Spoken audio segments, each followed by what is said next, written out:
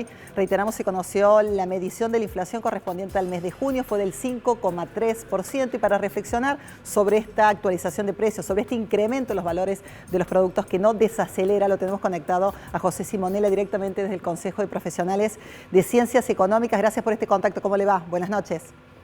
¿Qué tal? Buenas noches, un gusto. Bueno, ¿qué reflexión a partir de esta medición, pensando esencialmente en el acumulado de este año, en el acumulado interanual y bueno, la proyección que algunas consultoras plantean de un 80%?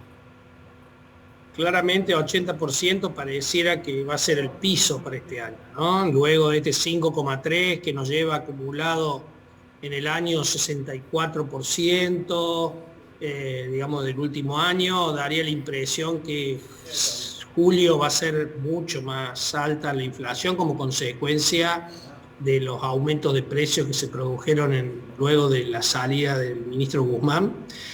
Así que, digo, estamos hablando de una inflación entre el 80 y el 85% seguramente a finales de año, lo cual obviamente que es muy preocupante por los perjuicios que eso tiene digamos, a la sociedad, ¿no? Fundamentalmente aumentando la pobreza y quitándole capacidad de consumo a la clase media.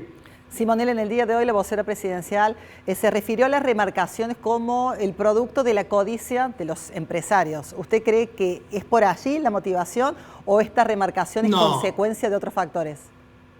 No, yo creo que la remarcación es consecuencia de la incertidumbre, una incertidumbre generada fundamentalmente desde la política, además de los problemas estructurales que tiene Argentina.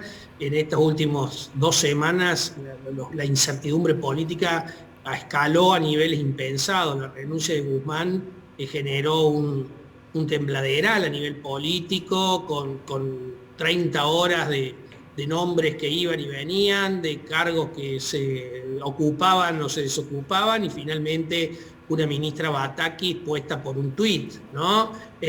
Bastante, digamos, poco apoyo político tuvo la ministra Batakis desde su nombramiento. Es más, puso las medidas este lunes rodeada de los ministros vinculados a Alberto, no así a los vinculados al kirchnerismo. Es cierto que el kirchnerismo no la ha criticado hasta ahora, pero tampoco ha salido a darle un apoyo concreto a sus medidas. Así que, digo, la verdad que la ministra Batakis está enfrentando un problema muy grande en lo económico, con hasta ahora un respaldo político acotado, cuando en realidad lo que hubiera correspondido es que hubiera sido puesta en funciones de un lado sentado el presidente y del otro lado sentado la vicepresidenta, para que las medidas que ella toma, la ciudadanía tengamos conciencia de que tiene el aval político. Fíjate que las medidas que planteo el lunes son de neto corte ortodoxo, es decir, apuntando el problema de Argentina, que es tratar de reducir el déficit fiscal,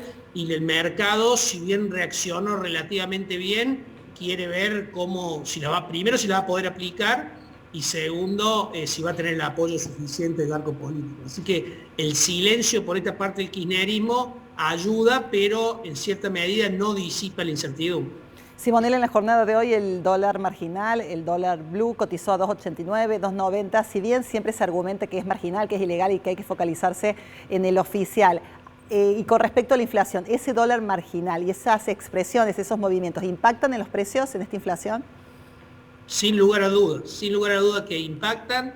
Esto también ha sido consecuencia un poco del alejamiento en el día de ayer, la renuncia del presidente de la Comisión Nacional de Valores, Consentino, que era una persona dentro de todo con una muy buena reputación en el mercado, y que no estaría de acuerdo con aumentar los controles y las auditorías de las ALIC, que son los que se conocían antes como agencias de bolsa, para tratar de disminuir las operatorias del dólar contado con liqui y el dólar MEP. Recordemos que son 2 dólares completamente lícitos que se obtienen con la compra y venta de títulos. Bueno, en principio lo que la Comisión Nacional de Valores querría hacer, y por eso renunció Consentino, y por eso asumiría el vicepresidente, es aumentar los controles. Esto ha hecho que muchas empresas se trasladen del dólar financiero al dólar blue, y esto es lo que ha generado el incremento del 2% del día de hoy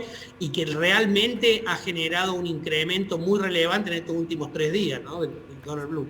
Simonela, seguimos hablando sobre el dólar vinculado a las reservas, ¿no?, que dispone el Banco Central y esta reciente resolución por parte de la AFIP. ¿Usted cree que lo que se pueda generar en ese sentido será significativo para preservar efectivamente esas arcas? Claramente no. Esto lo único que hace es demostrar una vez más la falta de reserva del gobierno, pero no soluciona el problema. ¿Por qué no soluciona el problema? Porque ese dólar turista de 236 sigue estando por debajo del dólar libre de 2.90 o casi 300. Así que quien tenga pensado viajar porque le aumenten un poco más el impuesto que va a pagar a cuenta de ganancia o de bienes personales el año próximo, o que luego va a requerir que le devuelvan, no va a detener la salida de dólares. Y sí, lo que se está produciendo es que los turistas extranjeros que vienen a Argentina, que son muchos, a decir del propio ministro de Turismo, están entrando unos 1.500 millones de dólares por turismo receptivo. Ese turismo lamentablemente no está pasando por el dólar oficial, no está quedando en las reservas del Banco Central, porque solamente ha pasado por las reservas 30 millones de dólares. O sea, mientras que los turistas que vienen utilizan el mercado informal, el mercado negro, el blue, para aprovechar esta brecha de más del 120 y pico por ciento, es decir, poder vender sus dólares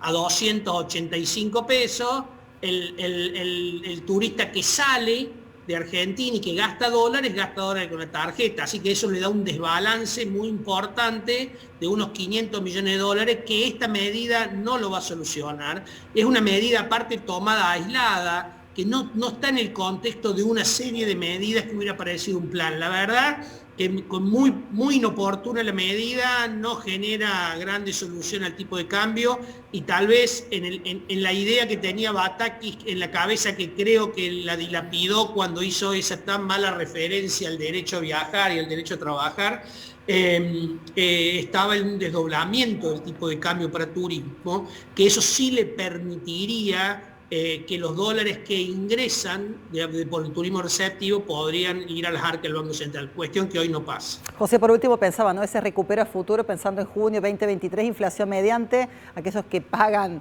ganancias o bienes personales seguramente se licúa.